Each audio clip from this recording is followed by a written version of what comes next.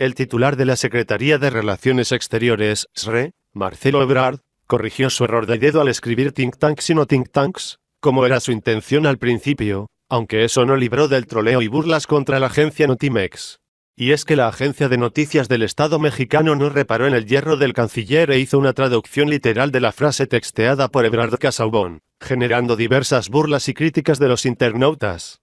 De inicio, Notimex tradujo el primer tuit del canciller mexicano como, piensa, gracias. No obstante, él corrigió más tarde la frase cuya traducción acertada es, laboratorio de ideas, o, gabinete estratégico. Algunos usuarios de las redes sociales cuestionaron la traducción y señalaron que contratar un intérprete no sería tan costoso para la agencia noticiosa. Otro usuario fue más acertado y explicó que Ebrard se refería a los centros de estudios especializados, mientras que algunos más recordaron fallas anteriores del sitio de noticias.